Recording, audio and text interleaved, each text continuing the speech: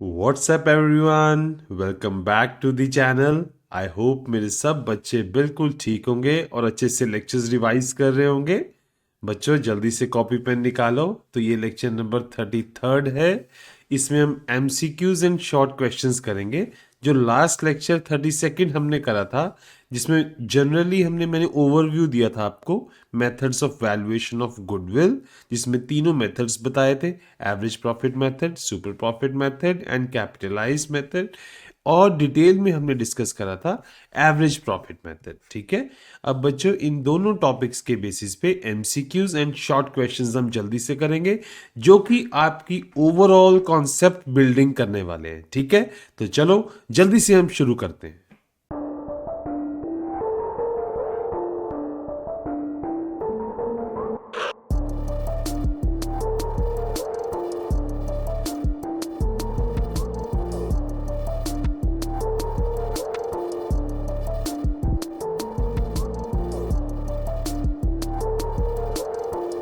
First question, goodwill of firm represents. Goodwill क्या represent करता है बच्चों? ये है एक रेपुटेशन ऑफ द बिजनेस। ठीक है, reputation of the business in the monetary terms. Which of the following is not a method of valuing goodwill?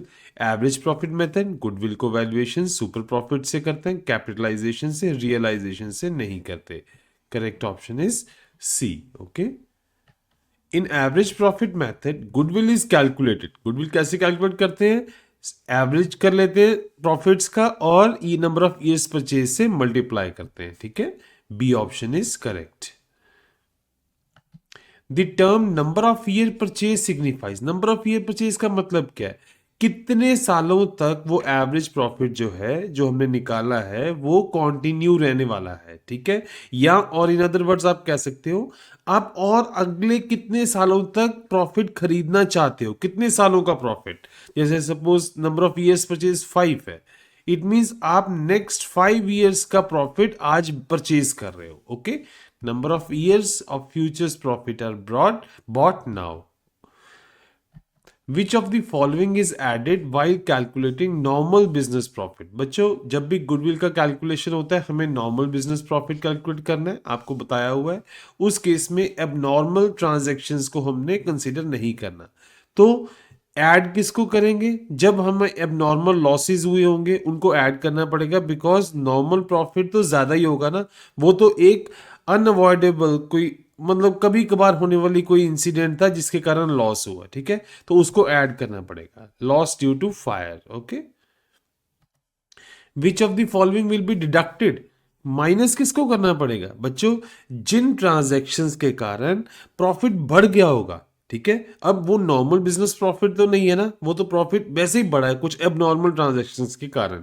तो नॉर्मल निकालने के लिए हमें उनको माइनस करना पड़ेगा। जैसे कि लॉटरी इनकम, जब लॉटरी निकली होगी प्रॉफिट बढ़ गया होगा, पर क्या ये नॉर्मल बिजनेस प्रॉफिट है? नहीं। तो नॉर्मल निकालने के लिए इसको माइनस करना पड़ेगा बच्चों। Okay, goodwill is valued only. Goodwill कब वैल्यूएशन करा जाता है? जब भी बच्चों पीएसआर चेंज हो। न्यू पार्टनर के केस में भी, एग्जिस्टिंग पार्टनर रिटायर्स और डाइज, बिजनेस इज सोल्ड और merged. Yes, all of this is correct options. Okay बच्चों, if average profit is 70,000, year purchase is 3, तो गुडविल बच्चों क्या होगा? 70,000 इंटू 3, इट मीन्स अगले 3 सालों में टोटल प्रॉफिट कितना होने वाला है? 2,10,000। तो उसी को हम गुडविल बोलते हैं। ठीक है, When should weighted average profit method be used? बच्चों देखो, एवरेज के केस में दो मेथड्स होते हैं, एक एवरेज प्रॉफिट, ठीक है, और एक हम लेते हैं वेटेड एवरेज, है ना। एक तो नॉर्मल बिजनेस जो प्रॉफिट है उसका एवरेज कर लेंगे, एक वेटेड एवरेज का। वेटेड कब लेते हैं, वेट्स कब असाइन करते हैं बच्चों? जब बहुत ज्यादा प्रॉफिट एंड लॉस में फ्लक्चुएशंस होती हैं, तो उस केस में हम जो रीसेंट ईयर का प्रॉफिट है उसको हायर वेट देते हैं, और जैसे जैसे पिछले वाले ईयर्स को लोअर वेट, सो दैट जो रीसेंट इंपैक्ट जो है गुडविल में वो ज्यादा दिखे, जो रीसेंट प्रॉफिट का इंपैक्ट ज्यादा दिखे। ठीक है, तो व्हेन प्रॉफिट शोज राइजिंग और फॉलिंग ट्रेंड, जब इस तरीके से है तब हमने weighted profit method, weighted method use करना। ओके बच्चों, under weighted average method recent year profits are given higher weight. Okay, ये सिंपल आपको बताया हुआ है। In simple average method, abnormal profit or losses are abnormalities, abnormal transactions को हम adjust करेंगे to find the normal profit. Okay. If profit for 4 years are 15, 11, 18, ठीक है, ये पिछले 4 सालों के प्रॉफिट ये दिए हैं, and goodwill is equal to 3 year purchase, और गुडविल का 3 ईयर परचेज है और 4 ईयर एवरेज प्रॉफिट, तो गुडविल क्या होगा बच्चों, इनका एवरेज निकालो आप चारों का, ठीक है, चारों का एवरेज आया 15,000, तो गुडविल को कैलकुलेट करना है तो 15,000 को 3 से मल्टीप्लाई करा तो answer will be 45,000. Goodwill appear in the balance sheet only when it is purchased, हमेशा परचेज गुडविल ही हम शो करते हैं. Which one is an intangible fixed asset, intangible है एसेट है बट टच नहीं कर सकते goodwill, because machinery, building, stock are tangible assets. Okay. If normal rate of return is 8%, आपकी फर्म ने कमाया 10%, तो जो दो एक्स्ट्रा 2% था वो था सुपर प्रॉफिट. ओके बच्चों, ये तो सिंपल डेफिनेशन है सुपर प्रॉफिट का. If capital employed is 1 lakh, super profit 2,000 है, गुडविल 5 साल के लिए, ठीक है, फॉर 5 ईयर परचेज है, तो क्या करोगे आप, जो सुपर प्रॉफिट है उसको नंबर ऑफ ईयर परचेज से मल्टीप्लाई करोगे. Correct answer is 10,000. If total weighted profit is 696, total weights are this, find the weighted average. तो बटो इसको तो सिंपल है, 696,000 को 15 से डिवाइड कर दो, दैट इज 46, ठीक है. If weighted average profit is 46,400 and year purchase is 3, तो गुडविल इन तीनों को, दोनों को मल्टीप्लाई कर दो, ठीक है. Okay. Goodwill is equals to average profit into years purchase, implies that future profits are purchase today. जितने ईयर्स परचेज आपने कंसीडर करे, इट मींस आपने उतने सालों का प्रॉफिट आप आज खरीद रहे हो, ठीक है. Future profits are purchase today, तो आपको पेमेंट करना पड़ेगा अगर आप खरीद रहे हो तो. Goodwill is paid by gaining partner because, बच्चों गेनिंग पार्टनर को गुडविल क्यों पे करना पड़ता है, बिकॉज अब उसके पास गुडविल शेयर आ रहा है ना, गुडविल का शेयर बढ़ रहा है उसके पास, वो फ्यूचर के प्रॉफिट आज परचेज कर रहा है, तो उसको पेमेंट करना पड़ेगा. किसको करना पड़ेगा, जो अपना गुडविल का शेयर सैक्रिफाइस कर रहा है, तो because he purchases share of future profits. Okay. Goodwill can be sold only when, goodwill कब बेची जा सकती है, business is sold as going concern, business is liquidated, assets are sold. Correct best option is A. जब भी purchase consideration होगा, ठीक है, बिजनेस खरीदा बेचा जाएगा, तो उसी टाइम आपको गुडविल बेची जाएगी और रिकॉर्ड भी करी जाएगी, ठीक है. Next, self generated goodwill is not recorded in books, हमेशा परचेज गुडविल ही रिकॉर्ड किया जाता है, सेल्फ जनरेटेड नहीं. Okay. When a new partner is admitted, goodwill is raised. Yes, PSR change होगा तो गुडविल को कंसिडर करा जाएगा. उससे होगा क्या, to compensate the old partners, because जो न्यू पार्टनर है उनको गुडविल का शेयर मिलता है, वो गेनिंग पार्टनर है, तो वो गुडविल परचेज कर रहे हैं, तो उनको कुछ पैसा चुकाना पड़ेगा टू दी ओल्ड पार्टनर्स, ठीक है, to compensate the old partners. Goodwill is an asset because it helps earning future profits. It is visible, reduces liability. Yes, goodwill एक asset है. बाकी assets की तरह goodwill भी एक asset है. इसी से हमें future profits ज़्यादा मिलते हैं, ठीक है. बट ये intangible asset है, ये दिखेगा कहीं नहीं. Okay. When profits fluctuate, the most suitable method is weighted average profit. ठीक है. जब भी fluctuations आए बच्चों, तो हमने सिंपल एवरेज नहीं यूज करना, हमने वेटेड एवरेज मेथड यूज करना है. Okay. B option is correct. Which item will reduce goodwill, कौन सी आइटम से गुडविल कम होगा, इंक्रीजिंग ईयर्स परचेज से तो बढ़ेगी, decreasing average profit, increasing weights, increasing super profit, ठीक है. डिक्रीजिंग एवरेज प्रॉफिट से बच्चों आपका गुडविल कम होगा, ठीक है ना, बिकॉज आपको गुडविल का फॉर्मूला ही पता है, average profit into years purchase, तो अगर एवरेज प्रॉफिट ही कम हो गया तो गुडविल भी कम हो जाएगा बच्चों, ठीक है. Which statement about goodwill is incorrect, कौन सी गुडविल गलत है, it is an intangible asset, ये तो ठीक है. It can be sold separately, it can be sold separately, no no no, separately ये सोल्ड नहीं होगा. जब ये बिजनेस के हमेशा साथ ही है बच्चों, ठीक है, ये बिजनेस से अलग नहीं है। ये therefore the correct option is B. It enhances earning power, ये तो बिल्कुल ठीक है। It is valued in money, ये भी बिल्कुल ठीक है। therefore correct option is it can be sold separately, ये गलत है बच्चों, ठीक है। It can not be sold apart from the business. Goodwill तभी एग्जिस्ट करता है जब बिजनेस का सेल परचेज होगा, तभी वो परचेज गुडविल होगा, तभी वो बैलेंस शीट में शो होगा बच्चों, ठीक है।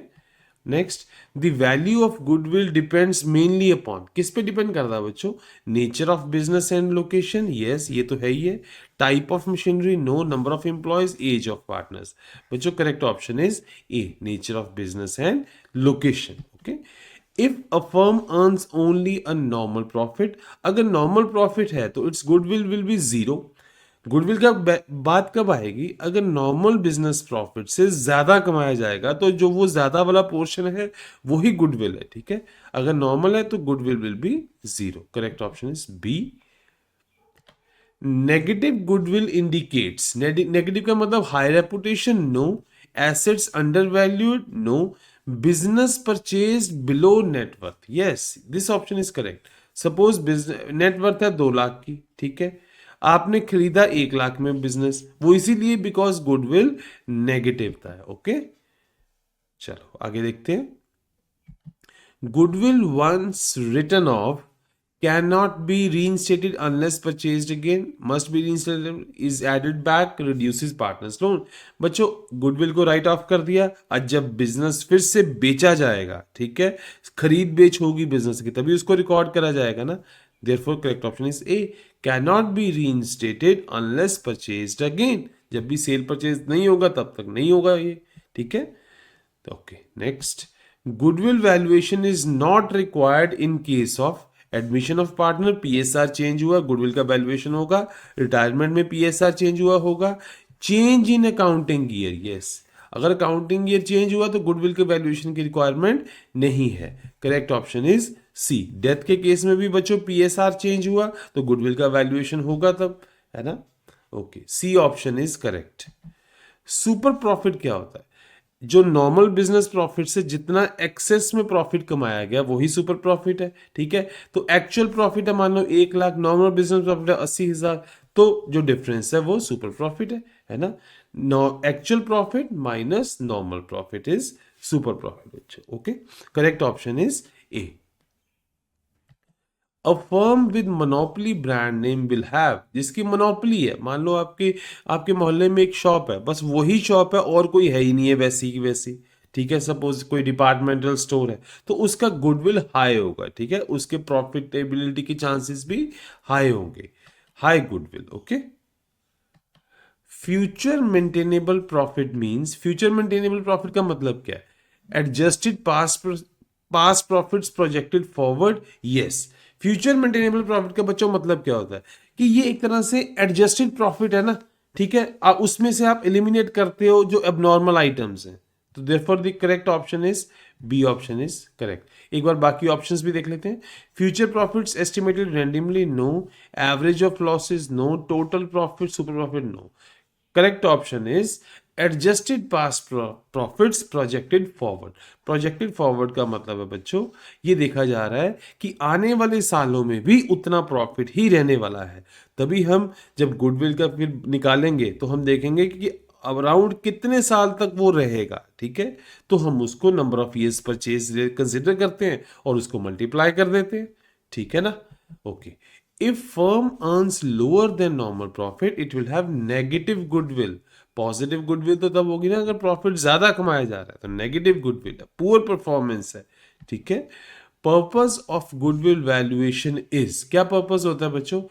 क्योंकि वैल्यूएशन क्यों करोगे? जब पीएसआर चेंज होगा, ताकि जिन पार्टनर्स को लॉस हो रहा है, ठीक है, जो सैक्रिफाइसिंग पार्टनर है, उनको गुडविल का शेयर मिल सके, बिकॉज गुडविल तो उन्होंने कमाई है, ठीक है।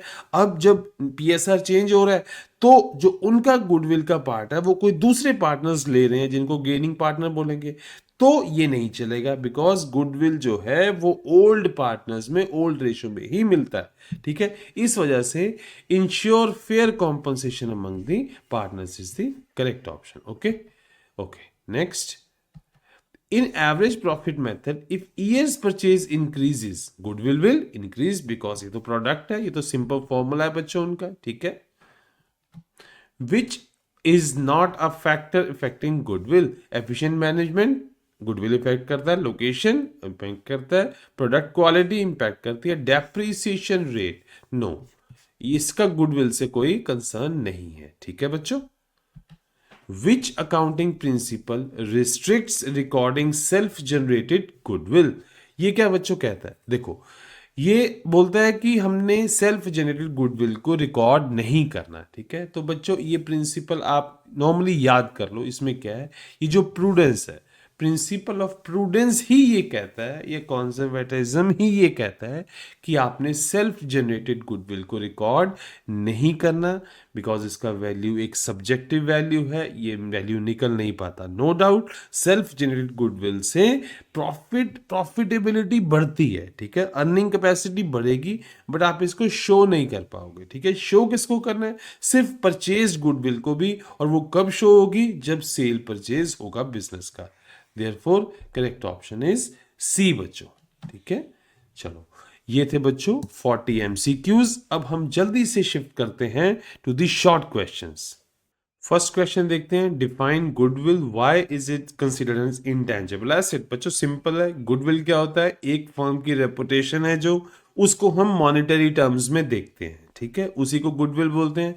और इसको इंटेंजिबल एसेट क्यों बोला जाता है, सबसे पहले ये एसेट तो है ये, ठीक है, फर्म की प्रॉफिटेबिलिटी तो ये बढ़ा ही रहा है. इंटेंजिबल इसलिए, इंटेंजिबल का मतलब क्या है, जिसको हम देख नहीं सकते, ठीक है, जिसको हम टच नहीं कर सकते, वो इंटेंजिबल है, ठीक है. और ये गुडविल कैसे अराइज होता है, from the various factors such as brand name, customer loyalty, efficient management.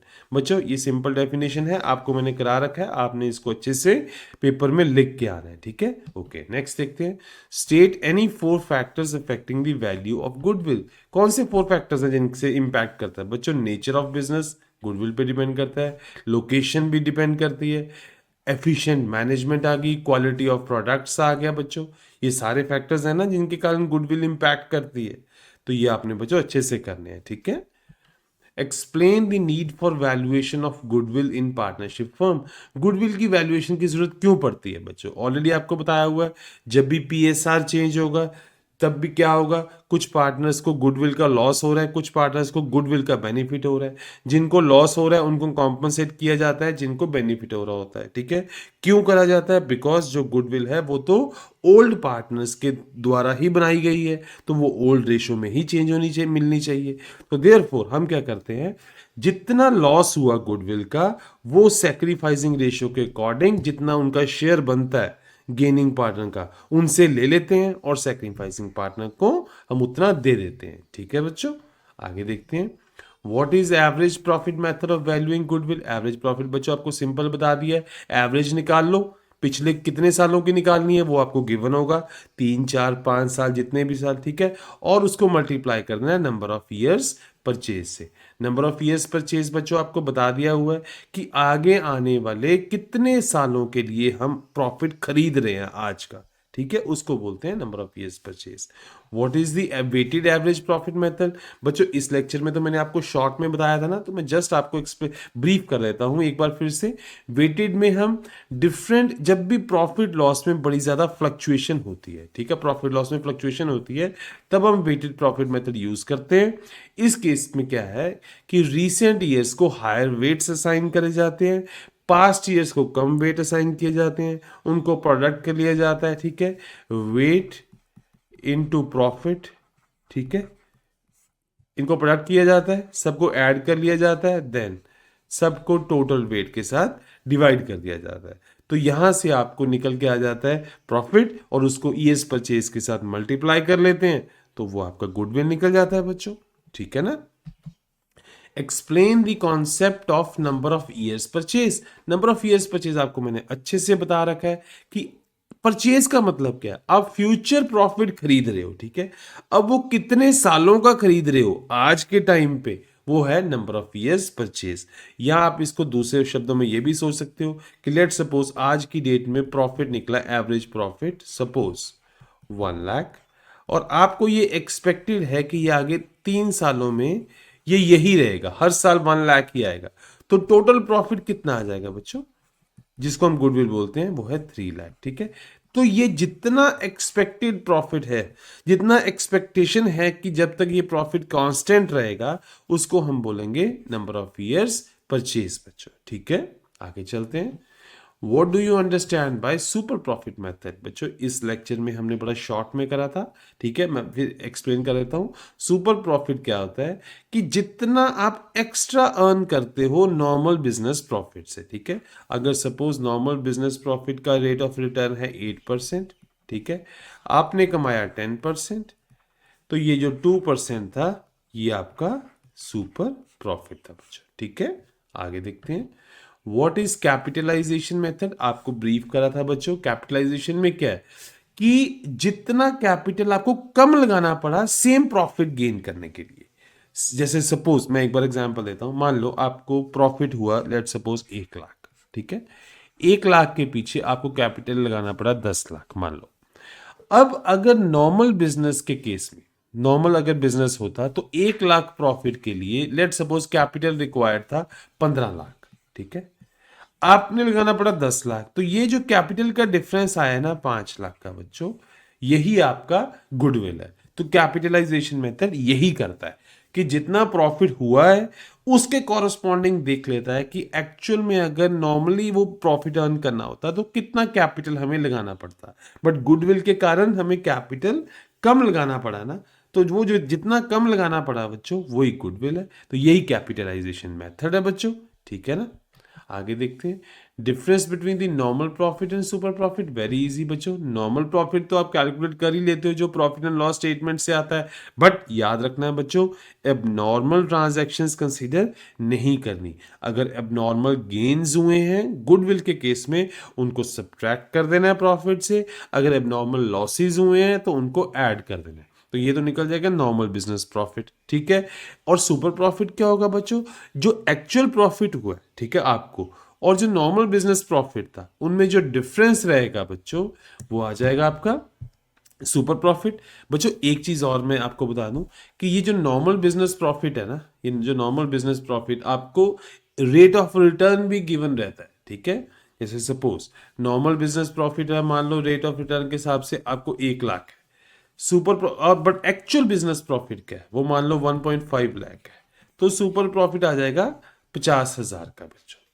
ठीक है, ये याद रखना है कि जो नॉर्मल प्रॉफिट आप निकालोगे वो तो आएगा आपको परसेंटेज गिवन होगा, जैसे सपोज 8% रेट ऑफ रिटर्न है। ठीक है, कैपिटल इंप्लॉयड आपने निकाल लिया 1 लाख है, जितना भी निकालिए तो वहां से आप नॉर्मल प्रॉफिट निकाल लोगे। बट जो सुपर प्रॉफिट के केस में आपको एक्चुअल प्रॉफिट पता होगा। बट ये बात याद रखनी है, जब भी आपको एक्चुअल बिजनेस प्रॉफिट निकालना है तब आपने जो एबनॉर्मल ट्रांजैक्शंस हैं वो कंसीडर नहीं करनी बच्चों। ठीक है, चलो आगे देखते हैं। Why is self generated goodwill not recorded in the books of accounts? बच्चों वेरी सिंपल है, आपको बता रखा है कि सेल्फ जनरेट की वैल्यूएशन करी नहीं जा सकती। ठीक है, बिकॉज उसकी वैल्यूएशन हर एक की अलग अलग रहेगी। ठीक है, तो बट इसीलिए रिकॉर्ड करना पॉसिबल नहीं है। और अकाउंटिंग स्टैंडर्ड 26 कहता क्या है, वो कहता है कि इंटरनली जनरेटेड गुडविल को रिकॉर्ड नहीं करना। आपने रिकॉर्ड किसको करना है, सिर्फ और सिर्फ परचेज्ड गुडविल को। ठीक है, तो बच्चों ये थे 10 शॉर्ट क्वेश्चंस। आई होप आपको ये अच्छे से क्लियर हुए होंगे। तो अगर आपको ये वीडियो अच्छा लगा हो तो मोटिवेट ज़रूर करना है, और कैसे मोटिवेट करते हैं, चैनल को सब्सक्राइब, वीडियो को लाइक एंड शेयर करना है अपने फ्रेंड्स एंड फैमिली के साथ भी, सो दैट वो भी इस वैल्यूएबल कंटेंट का बेनिफिट उठा सकें। थैंक यू सो मच बच्चों, मिलते हैं आप नेक्स्ट वीडियो में।